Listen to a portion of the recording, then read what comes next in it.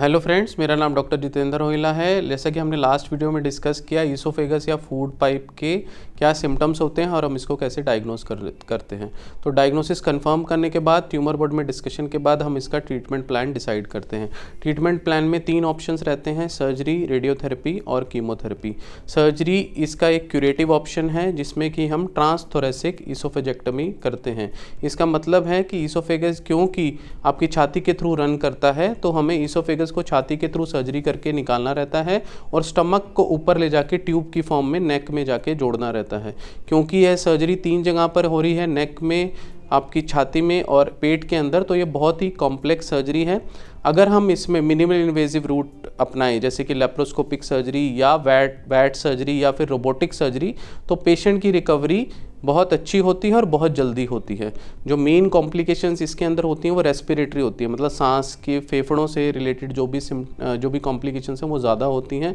तो अगर हम मिनिमल इन्वेजिव सर्जरी करते हैं तो पेशेंट को पेन कम होता है, जल्दी से वो सांस की एक्सरसाइज स्टार्ट कर सकता है, जल्दी से खाना पीना स्टार्ट कर सकता है। तो रोबोटिक सर्जरी या मिनिमल इन्वेजिव सर्जरी इसमें बहुत ही अहम रोल निभाते हैं। अगर सक्सेसफुल सर्जरी हो जाती है तो उसके बाद फिर कुछ तरीके के कैंसर्स में हमें कीमोथेरेपी भी देनी पड़ती है। रेडियोथेरेपी का क्या रोल है? रेडियोथेरेपी यूजली हम सर्जरी से पहले देते हैं जब स्क्वेमस सेल कैंसर होता है। अगर एडिनोकार्सिनोमा होता है तो कीमोथेरेपी पहले सर्जरी से दी जाती है।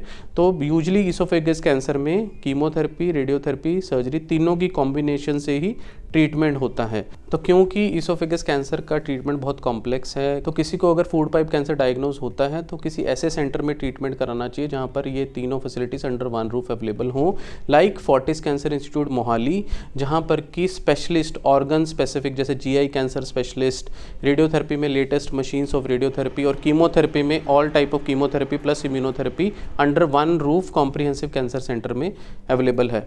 और एक और मैं चीज़ आपसे रिक्वेस्ट करना चाहूँगा, अगर किसी को भी ऐसे अर्ली सिम्टम्स आते हैं जैसे कि खाना निगलने में दिक्कत या रिपीटेड वॉमिटिंग्स होना या फिर किसी का अनएक्सप्लेन्ड वेट लॉस होना, तो प्लीज़ इन सिम्टम्स को इग्नोर ना करें, जल्दी से जल्दी अपने कैंसर विशेषज्ञ से संपर्क करें। क्योंकि अगर हम इनको अर्ली स्टेज में पकड़ लेते हैं तो इनका क्योर भी पॉसिबल होता है। तो हो सकता है कि किसी एक ही ट्रीटमेंट मोडालिटी से ये ट्रीट हो जाए, जैसे कि सिर्फ सर्जरी से या रेडियोथेरेपी से या कीमोथेरेपी से लंबा ट्रीटमेंट ना चले। Last message will be detect to protect, and early detection saves life. Thank you.